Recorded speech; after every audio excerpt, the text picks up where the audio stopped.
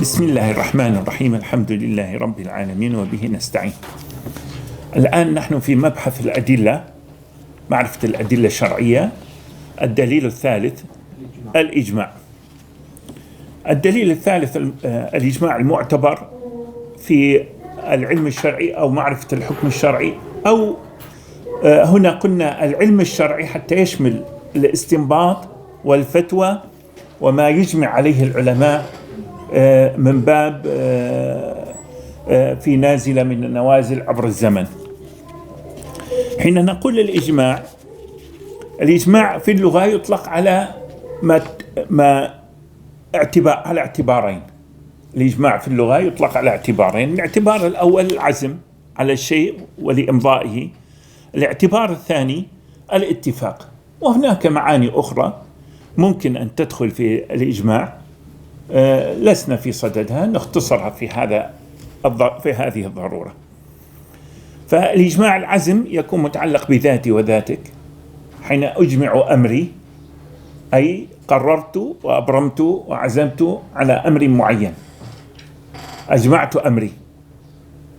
حين نقول أجمعنا أمرنا، اجتمعنا وأجمعنا أمرنا، كلنا اتفقنا على رأي. فهذا الاتفاق أيضا فيه نوع من العزم، بل هو العزم أيضا. ولذلك حين نتعامل مع الإجماع، نحن عندنا الأدلة يجب أن تكون شرعية. فما معنى الإجماع حجة في العلم الشرعي؟ معناه حين نقول حجة في العلم الشرعي، إما يكشف عن دليل، أو أن هناك حجة للمجتمعين أنه لهم حق في صنع القرار، أو هناك اعتبارات أخرى. فنأتي إلى هذا الأمر فنقول أنه الإجماع في عرف أهل العلم هو اتفاق علماء أهل العصر من أمة محمد صلى الله عليه وسلم على حكم الحادثة الواقعة بأنه حكم شرعي، ابتداء من الصحابة رضوان الله تعالى عليهم أجمعين بعد حياة الرسول صلى الله عليه وسلم، ثم التابعين من بعدهم في كل عصر من العصور إلى ما شاء الله. فاتفاق العلماء على أمر ما أنه هذا الأمر شرعي، هذا حجة على الناس. هكذا الإجماع. اختلفوا في دلالته، هل هذا الإجماع حجة كونه دليلا شرعيا، أم كونه مأتي قد أتانا من دليل شرعي والعلماء اتفقوا على شرعيته وحجيته؟ فكيف يكون هذا الإجماع حجة؟ فالمراد ابتداء بالعلماء هم الفقهاء والمجتهدون، وليس عامة الناس. ولكن يجب أن يكون هؤلاء العلماء لهم ثقل وثقة عند الجمهور. ولذلك الإمام الزركشي في الإجماع يقول: ليس إجماع العلماء حجة بذاته ما لم يتفق العامة عليهم. يعني العامة يتفقون أن هؤلاء مرجعيتهم. فيقول هيئة العلماء، هذه الهيئة يجب أن يتفق عليها الناس، فيأخذون الحجية هنا حجية الاعتبار من الناس، وليس هم يجتمعون لوحدهم ويقررون ويحاولون أن يتسلطوا على الناس. بمعنى دقيق أن القرار الذي يتخذه العلماء لا سلطان له ولا اعتبار إن لم يكن الأمة راضية عن هؤلاء العلماء، أن هؤلاء العلماء أهل لهذه المسألة. وقد فصلنا هذا القول في كتابنا طريق الصعود إلى القمة، ناقشنا الإجماع العلماء وحججه وما إلى ذلك. وحين نقول أنه الحادثة التي مرادة في حد الإجماع، فالمراد بها الحادثة الشرعية، وهي ما يقع بين الناس في حياتهم من نوازل ومشكلات تريد حلا. ليست الأمور الوسيلية أو الفنية أو التي هي خارج دائرة الحكم الشرعي، وإنما في دائرة الأحكام الشرعية. الحياة إما تتعلق بالعمران والوسائل المادية أو الخدمات أو ما إلى ذلك، ومن قضايا الحياة التي تتعلق في ترتيب هذه الخدمات ونظامها. فالذي يتعلق في نظام الحياة هذا هو الحادثة الشرعية. الذي يتعلق بالوسائل والأساليب المادية والخدمات، هذا إن لم يرتبط بالأولى فهو هذا متاح لكل الناس، مسلمين وغير مسلمين. وهذا يأتي من التفريق بين الحضارة والمدنية، بين نظام المجتمع والتشريعات والقوانين، وبين نظام العمران ووسائله المادية المدنية. فإجماع علماء محمد صلى الله عليه وسلم من الفقهاء المجتهدين واتفاقهم حجة على الخلق في عصرهم يجب الأخذ به دون غيرهم، لقوله تعالى: إذا جاءهم أمر من الأمن أو الخوف أذاعوا به ولو ردوه إلى الرسول وإلى أولي الأمر منهم لعلمه الذين يستنبطونه منهم. فهنا أولي الأمر من هم؟ أولي الأمر تطلق على معنيين: الولاة والحكام والقضاة وما إلى ذلك، وتطلق على أولي الأمر على العلماء. ولكن هنا القرينة في داخل النص قال لعلمه الذين يستنبطونه منهم، فإذا هنا حددت هذه القرينة أنه المرجعية تكون للعلماء المعتبرين والموثوقين عند الناس. ما أي عالم لبس جبة وعمامة أو ظهر بين الناس يقول أنا هذا قابلناه، لا، ليس هكذا. وإنما الناس يختارونه بأنه هذا فعلا أهل للقضية ولكن كيف هذا له شروط وله صفات أخرى لا يسعها المقام. ولكن الإجماع بعد النبي صلى الله عليه وسلم نلاحظ أن هناك إجماع الصحابة وإجماع التابعين وإجماع أهل العلم المعين، نوع من العلوم، مثل إجماع علماء التفسير والتأويل، إجماع علماء الحديث، إجماع مثلا علماء الفقه. فلكل موضوع العلمي هناك تقرير يتعلق بإجماع العلماء في أحوال معينة، ما في كل الأحوال. يعني لا دائما نبحث عن الإجماع هذا يكون له اعتباره. فمن هناك إجماع الصحابة بعد الرسول صلى الله عليه وسلم، ثم إجماع العلماء في هذا الشأن. الذي هنا هو إجماع الصحابة وإجماع العلماء. الذي يهمنا هو إجماع الصحابة وإجماع العلماء. فحين نأتي إلى إجماع الصحابة أولا بعد عصر الرسول صلى الله عليه وسلم، نجد أن إجماع الصحابة رضوان الله تعالى عليهم بعد عصر الرسول صلى الله عليه وسلم حجة للتشريع. شوف هذا الفرق، حجة للتشريع، يعني ممكن أن يستنبط أحكام شرعية من إجماع الصحابة، وهو موضوعه الاجتهاد، ممكن أن يدخل دليل للاجتهاد، وفيه دلالة على استنباط الأحكام حال كونه يكشف عن دليل من السنة، ولكن هذا الدليل من السنة لم يصل إلينا وإنما وصل إلينا الإجماع. أما إذا وصل الدليل فالإجماع يعضده. ولذلك هناك من عمل استقراء في إجماع الصحابة رضوان الله تعالى عليهم في قضايا الإجماع، وجد أنها كلها ترجع إلى دليل من السنة. وهذا يقول ابن تيمية رحمه الله في القياس، يقول تتبعنا إجماع الصحابة وجدنا كله يرجع إلى السنة. وكذلك على ما أذكر الإمام ابن قدامة في المغني يقول تتبعنا الإجماع وجدناه في هذا الشأن. ونقلا عن رسول الله صلى الله عليه وسلم لظهوره بينهم، واتفق عملهم مجتمعين ومنفردين على معناه ابتداء من اجتماعهم في السقيفة. حين اجتمعوا في السقيفة والرسول صلى الله عليه وسلم مسجى، فاتفقوا على اختيار أميرهم ورئيسهم لرئاسة دولتهم. ثم دفن رسول الله صلى الله عليه وسلم، فدل على إجماعهم هذا على مسائل عديدة. عرف دليل قسم منها فيما بعد، وهكذا جرى الإجماع حتى عرفت حجية إجماع العبادلة الأربعة الذين انتهى بهم زمن إجماع الصحابة رضوان الله تعالى عليهم جميعا. هنا كأنه نحدد أن إجماع الصحابة انتهى في إجماع حياة العبادلة الأربعة، أنه من بعد هؤلاء لا يكون إجماع صحابة، وإنما سيكون إجماع من نوع آخر، هم علماء العصر. صحابة العبادلة الأربعة معروفون: عبد الله بن عمرو، عبد الله بن عمر، عبد الله بن عباس، وعبد الله بن الزبير. نعم.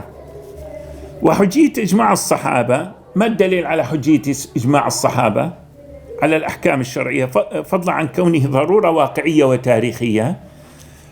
فمستنده قوله تعالى: ومن يشاقق الرسول من بعد ما تبين له الهدى ويتبع غير سبيل المؤمنين نوله ما تولى ونصله جهنم وساءت مصيره.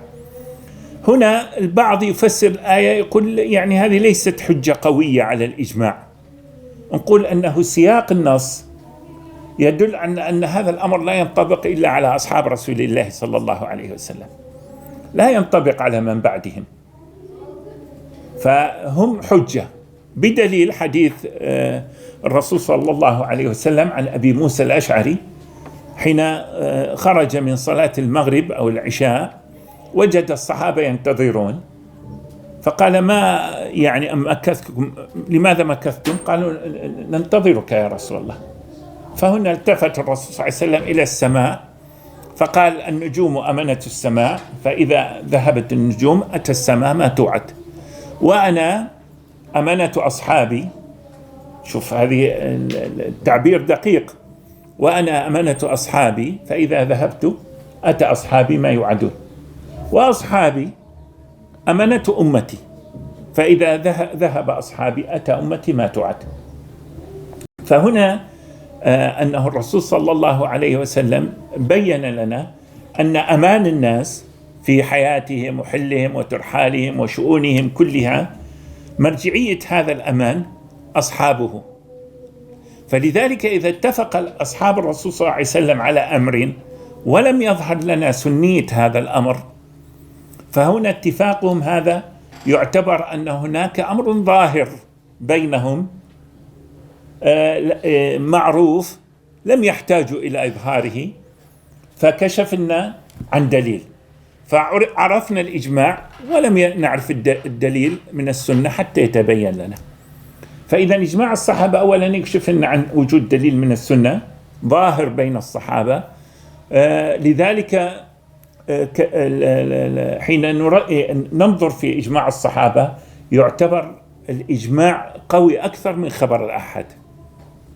ليش؟ السبب في ذلك أن هؤلاء مجتمعين على سنة كلهم يعرفونها، فلذلك يعتبر الإجماع عند بعض أهل العلم أو قسم من أهل العلم أنه الإجماع حجة قطعية وأقوى من الأخبار الآحاد لقطعيتها. فأما إجماع الصحابة فنوعان: صريح وسكوتي. الأول الصريح أن يظهر اتفاقهم على رأي معين بقولهم وعملهم، وهو حجة في التشريع بإجماع العلماء، هذا لم يختلف أحد به من العلماء أنه حجة في التشريع.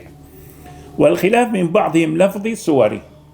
حين نراجع مفاهيم العلماء الأصوليين وأهل الفقه في هذا الموضوع الخلاف لفظي وليس حقيقي، صوري يعني. الثاني إجماع السكوتي، وهو أن يذهب واحد من الصحابة إلى حكم في مسألة معينة ولا ينكر عليه منهم أحد وفيه نظر. هذا الإجماع السكوتي فيه نظر لأنه هناك محاججات في هذا الأمر وهو موجود في المطولات، يعني ليس مقامه أن أشرحه. هذا بالنسبة لإجماع الصحابة. عندنا إشكالية، كثير ممن يقرأ الورقات فحين يقرأ أنه الإجماع العلماء إجماع علماء عصر في مصر حجة على الخلق، يحسبها أنه هذه في الاجتهاد، هي ليست في الاجتهاد، في الفتوى. يعني هناك فرق. إجماع الصحابة حجة في الاجتهاد وحجة في الفتوى، أما إجماع العلماء بعد الصحابة فهو حجة في الفتوى وليس حجة في الاجتهاد، في اجتهاد الاستنباط.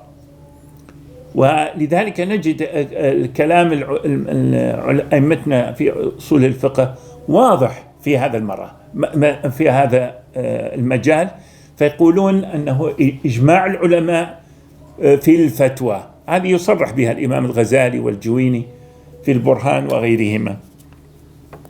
فإجماع الفقهاء بعد عصر الصحابة لابد أن نلتفت إلى معنى أنه هذا الإجماع حجة في العمل، حجة للعمل، يعني ليس حجة في العلم.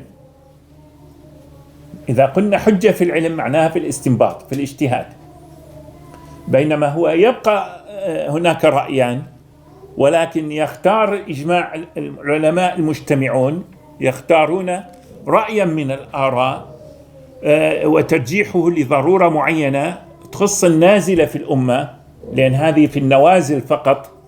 يعني إجماع العلماء ما يكون في المسائل الجزئية لأفراد معينين زيد وعمر، لا، يكون لعموم الأمة. فهنا حين يكون هذا الإجماع يخص الأمة جميعا، ما يخص أفراد من الأمة. الأفراد من الأمة ممكن يذهبون إلى عالمهم، سواء في قرية أو ناحية أو قضاء أو مدينة أو ما إلى ذلك، ممكن يذهبون إلى عالمهم في مسائل الحيض والنفاس والصلاة والزكاة الجزئية. أما في النوازل الكبرى والمحن الكبرى فهنا لابد أن يجتمع الفقهاء لتقرير كيف نتعامل مع النازلة، مع الحادثة الكبرى، مع الفتنة قبل وقوعها وفي حال وقوعها وبعد وقوعها، كيف نتعامل معها.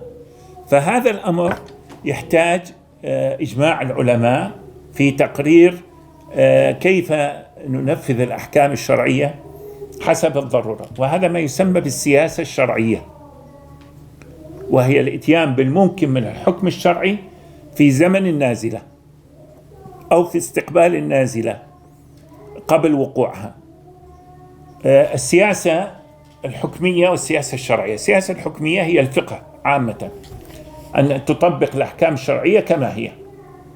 السياسة الشرعية هي الفتوى التي هي الإتيان بالممكن من الحكم الشرعي على حسب حال الناس وإمكانياتهم وقدراتهم وما إلى ذلك. نعم.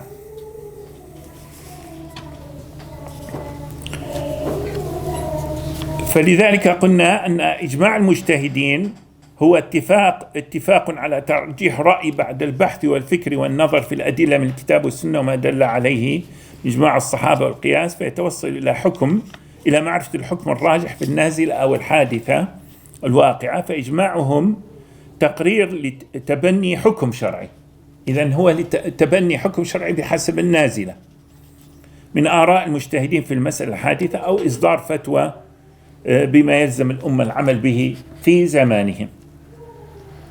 وإذا علم هذا فإن إجماع العلماء أهل الفقه واتفاقهم في المسألة ليس حجة على الأحكام الشرعية، يعني لا يفيد الاستنباط، وإنما هو تداول أمر في مسألة خلافية لحاجة المسلمين اشتبه الدليل عليها فيها، أو تباينت الآراء فيها بقصد الوصول إلى الرأي الأصوب في رعاية شؤونهم. وإذا اختلف أهل الفقه والاجتهاد فيها إلى رأيين من مجموع الآراء في المسألة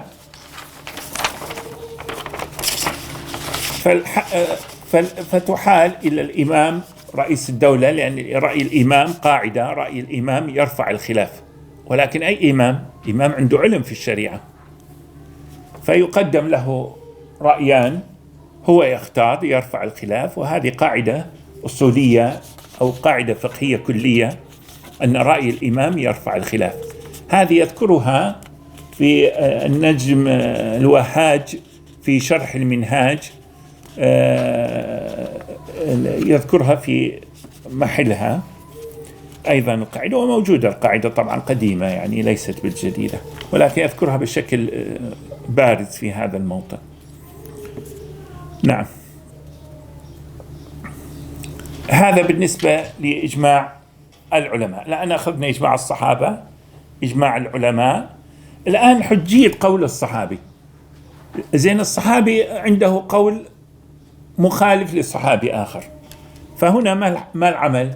كيف نتعامل مع رأي الصحابي وهو مثلا ليس هناك إجماع، من صار رأي خلافي صار وحده، ومثلا اتفق باقي الصحابة على رأي وهذا عنده حجة رأي، هنا الإجماع انتهى، إجماع الصحابة، لأن هناك مخالف بقوة الدليل، صار الحجة الدليل، ما مثل اتفاقهم بدون ما يتناقشوا مع بعضهم فينكشف لنا الدليل.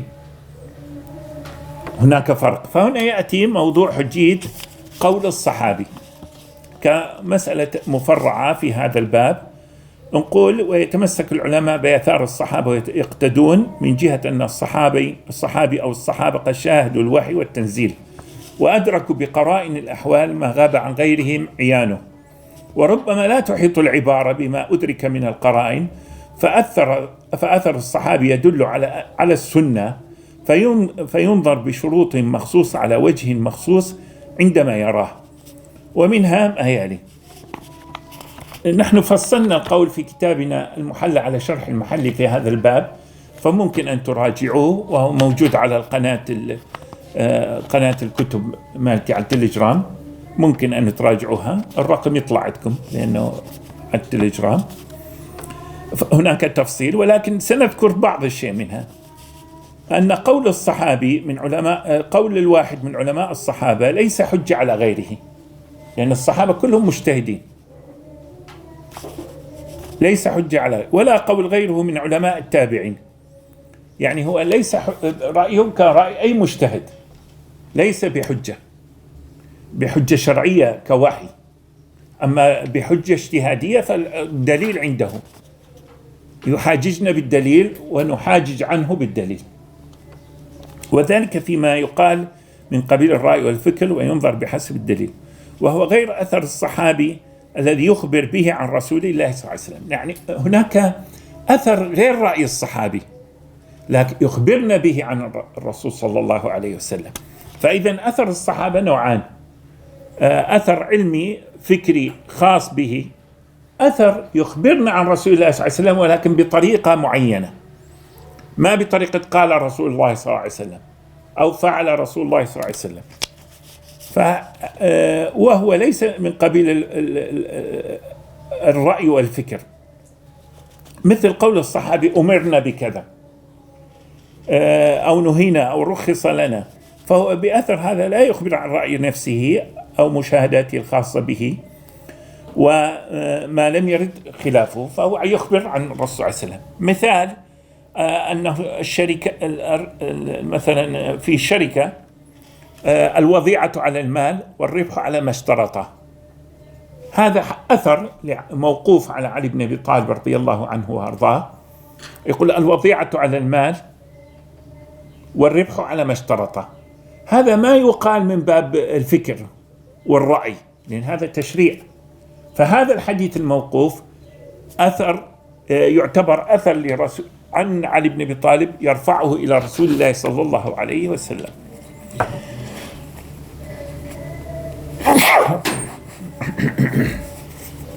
الحمد لله، يرحمكم الله.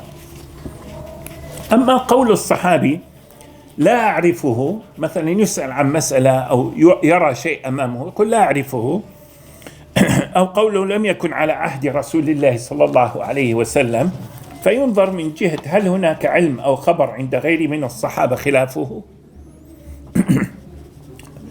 فمثلا استأذن أبي سعيد الخدري على سيدنا عمر بن الخطاب،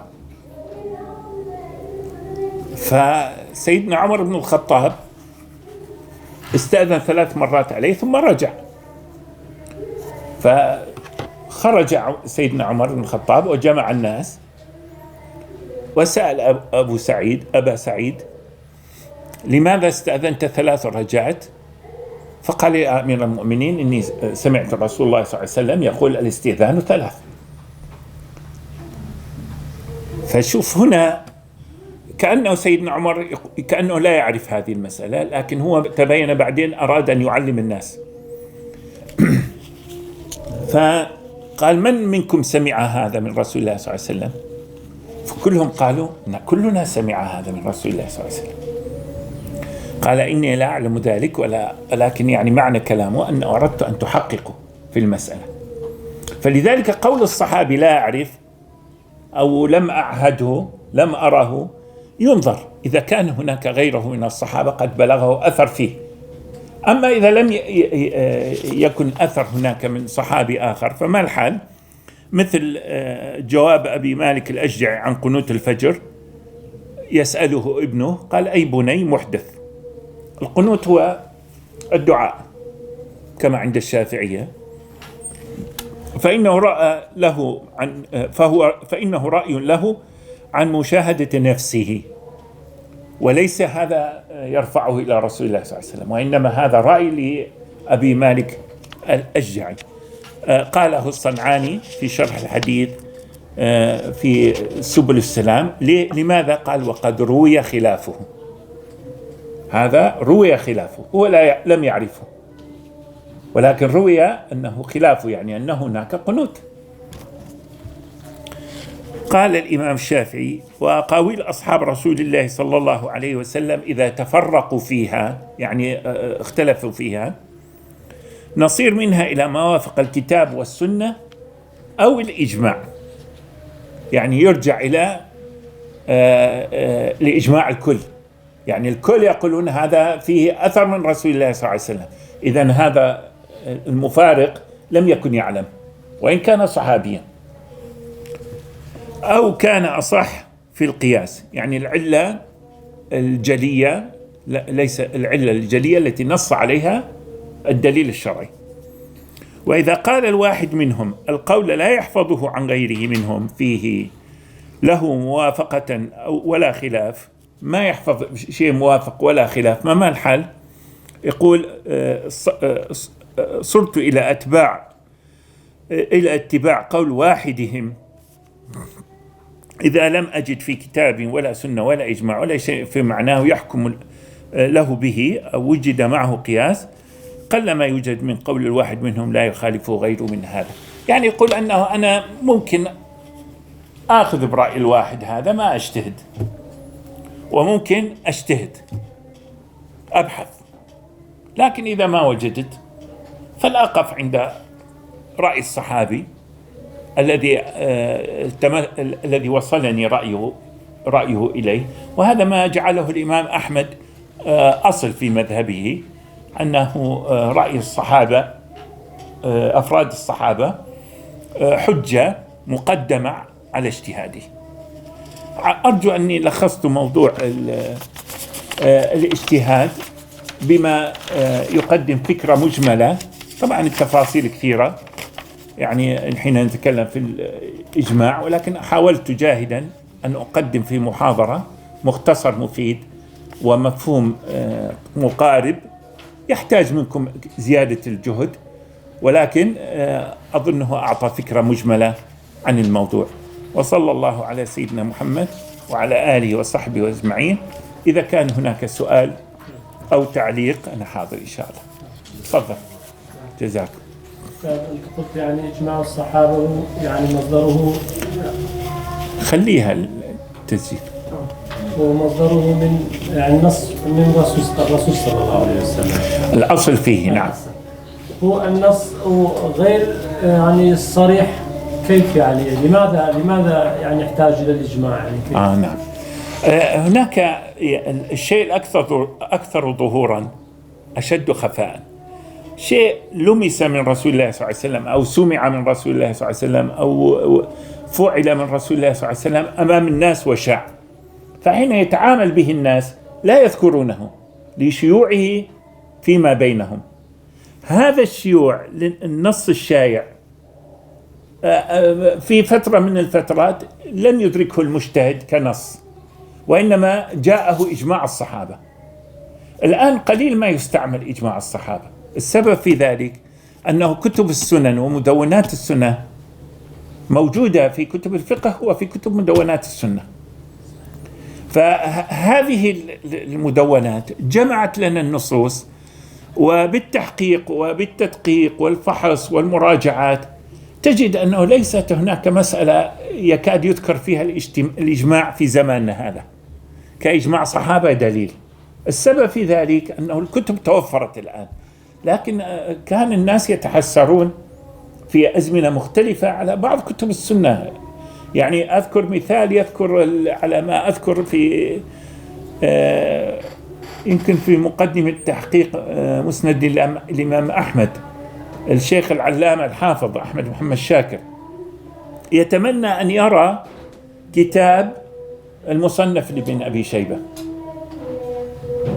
الآن مصنف ابن أبي شيبة عندنا محقق تحقيقات عديدة، لم يبقى من كتب السنن في تقديري إلا مسند بقي، يعني هذا مفقود، وهو يزيد على مسند الإمام أحمد على ما أذكر بأكثر من 100 صحابي، فيه مرويات عن أكثر من من عدد الصحابة الذين يروي عنهم الإمام أحمد في المسند، في تقديري يعني على ما أذكر 100 صحابي. هناك منين عرفنا هذا؟ من فهرس لابن حزم يفهرس هذا المسند. فالآن الكتب متوفرة، كتب السنن، ولكن هذا لا يعني أنه لا ندرس الإجماع ولا نحتاج إليه، لأن البحث يتطلب. فهذا السبب في تقديري. نعم تفضل. في مذهب الإمام أحمد قال في موضوع عليه قول الصحابة يقدم اجتهاد الصحابي على اجتهاده، وعند مذاهب أخرى مثل باقي المذاهب يجتهدون هم يعني ولو عليه دليل قول الصحابة هو أكيد قول الصحابي فيه دليل، ولكن هو يعرف دليل أكثر مما عرف الصحابي. ممكن هذا، الصحابة ما كلهم يجمعون كل السنة، تفرقوا في الأمصار، وكل رأى وسمع من رسول الله صلى الله عليه وسلم وحفظ وبلغ. فهناك من بلغه من كان حاضرا، وهناك من لم يكن حاضرا. الآن ممكن نحن تتوفر عندنا هذه مرويات الصحابة كلهم، يعني الصحابة عددهم كبير، لكن الذين روي عنهم حوالي يعني 8000 صحابي الذين روي عنهم، وروايات قسم منها رواها غيرهم من الصحابة. ولذلك يعني مجموع ألفاظ حديث الرسول صلى الله عليه وسلم كنص غير متكرر وغير يعني ما يتجاوز عدده كثير، لكن ألفاظه كثيرة، يعني بألفاظ كثيرة بكذا. فالصحابي حين يتكلم بدليل أكيد يعني، ولكن قد أنت من البحث تصل إلى أدلة أخرى عن صحابة آخرين في الباب، هذا الصحابي لم دليل رأيه بني على ما سمع هو، يختلف بينهم يصير اختلاف بينكم، لكن أنت أيضا راح ترجع إلى صحابة آخرين في معرفة السنة. ولكن هو موضوع تقديم، يعني مثلا المجتهد، هناك رأي مجتهد ما يحتاج يجتهد هو، رأسا يتبنى رأي المجتهد الآخر، فهذا لا بأس. هذه في حال المستدل سنأتي عليها. جزاك.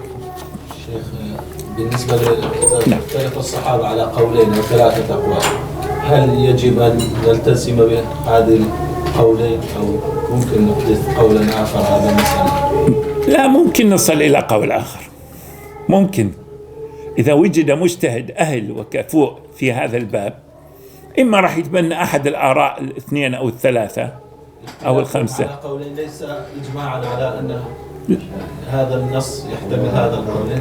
لا، ليس إجماعا. نحن قلنا أن الإجماع يكون بلا خلاف. أما هذا الصحابي يتكلم برضوان الله تعالى عليهم جميعا، يتكلم بما عنده، وهذا يتكلم بما عنده، فممكن أن يجتمعوا على، وبعدين هناك في آثار الصحابة، يعني هناك فتوى غير الاجتهاد. فتشوف الصحابي يتكلم في موضوع في مسألة علمية استنباطا واجتهادا، ولكن حين يفتي ربما يفتي بشكل آخر. أجيب مثال، أنه دخل رجل إلى ابن عباس وسأله: أهل للقاتل توبة؟ قال لا. وهو قبل قليل قال: إلا الذين تابوا وأصلحوا من بعد، يعني الآية من سورة النساء على ما أذكر. وخرج الرجل قال: يا ابن عباس، أنت قبل قليل تقول لنا أنه التوبة موجودة وبابها واسع. قال: نظرت إلى الرجل ورأيت أنه يسأل عن توبة القاتل وأنه لم يقتل بعد، فإن قلت للقاتل توبة راح ذهب وقتل وتاب، فهذا أكون قد شاركته بالجريمة، يعني شاركه في الجريمة. فالمفتي لازم يكون ذكي في هذه الأمور، يعني ما يفتي رأسا بالناحية العلمية وهو ملتفت عن المستفتي. لازم ينظر إلى وجه المستفتي، إلى أحواله، إلى معاناته. يعني لذلك البعض بالتليفون يفتي، هذا ما يصير. لازم أنت تنظر لحال المستفتي، أو يعني حالة مرئية أو شيء معين، لأن هناك ملابسات تصير في الموضوع. يعني يمكن نقول الاجتهاد للعام بس الفتوى لأشخاص معينة. ما فهمت كيف يكون للعام. يعني قصدي الفتوى شيء مختص بنفر واحد، يعني مختص. نعم. بس على حسب حال المستفتي. نعم. كما يقول الفتوى تغير بتغيير الزمان والمكان والأشخاص. نعم. الفتوى تتغير، ولكن الفتوى ما معنى الفتوى؟ الفتوى معناها إنزال حكم شرعي على واقعه، يعني الحكم موجود، يعني ما تغيير في الحكم على هذا الشخص المعين يعني. بس هذا المعين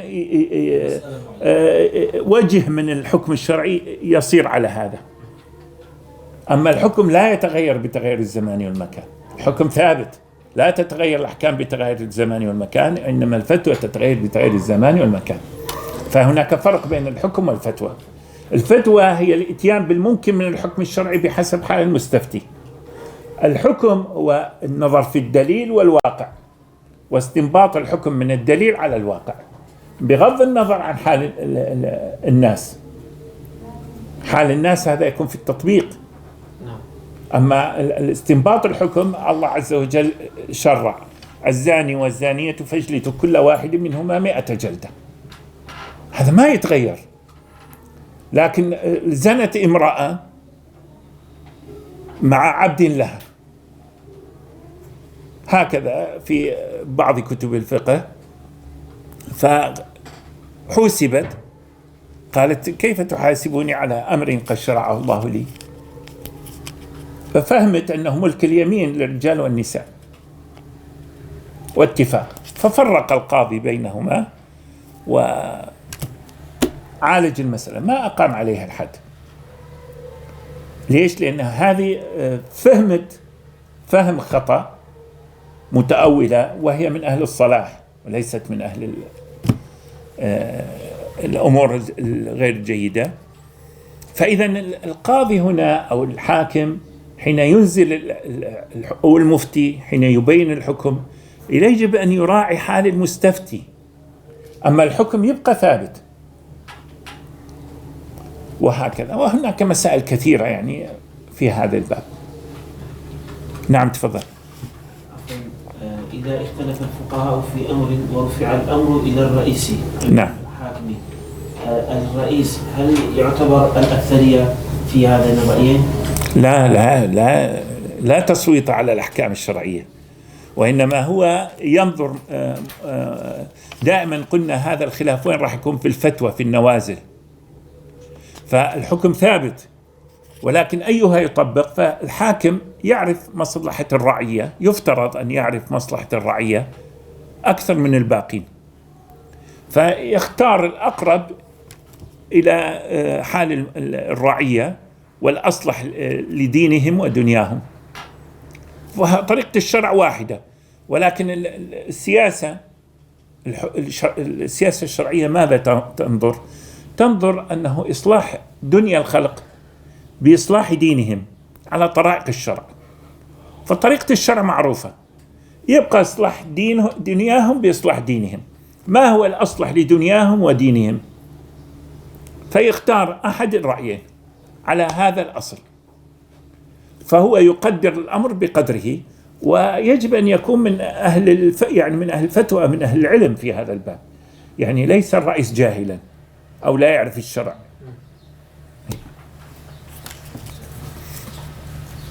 نعم.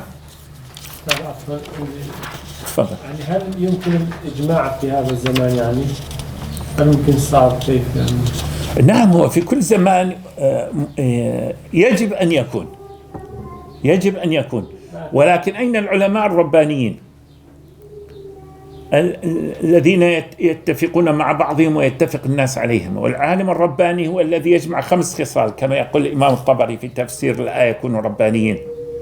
يجمع إلى العلم الفهم في العلم أو الفقه في العلم، ثم الحلم في الأداء، والحكمة في التعامل، والبصر في السياسة. 5 خصال يذكرها الإمام الطبري في تفسير الآية، وكذلك ابن فارس في معجم مقاييس اللغة، وغيرهم يعني من المفسرين وعلماء اللغة يذكرون هذا الأمر، ولكن أنا ذكرت كمرجع يعني ممكن أن يصله الإنسان. فإذا توفر الربانيون يجب أن يشتغلوا في الأمة لإرجاع إصلاح دنياها بإصلاح دينها، يعني معتقداتها ورأيها العام وأعرافها وموروثاتها وعاداتها وتقاليدها يجب إصلاحها. الدين هو العادات والموروثات والتقاليد، هذا الدين، ديني ودينك. أما ديننا الإسلام هذا معتقدنا، عقيدتنا، ملتنا، فيجب أن تكون عاداتنا وتقاليدنا نصلحها في فهمنا وكذا على أصول طرائق الشرع. فالقضية أو الدعوة هي إصلاح دنيا الخلق بإصلاح دينهم على طرائق الشرع. هذا مفهوم الدعوة. أيضا مفهوم هذا السياسة، هذا المفهوم العملي للسياسة، رعاية الشؤون وتدبير المصالح على حسب أصول المبدأ أو الرسالة من الإسلام كمسلمين، وعلى أي أمة من الأمم الأخرى على حسب ما تعتقده وتراه. فهذه المفاهيم هي متعلقة بأصول الفقه، أصول الفهم. تمام؟ لكن في الواقع أستاذ كيف يعني؟ هذا يحتاج له، أنا طرحت هذه بالتفصيل في كتاب طريق الصعود إلى القمة، المسؤولية السياسية لقيادة الأمة. كتاب طبع تقريبا أكثر من 200 صفحة، يمكن أن تراجعوه وتقرأوه، بها تفصيل كثير يعني، وناقشت الإجماع وما يتعلق به وآراء العلماء. نعم.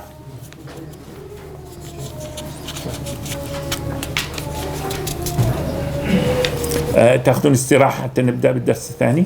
لا إن شاء الله 5 دقائق.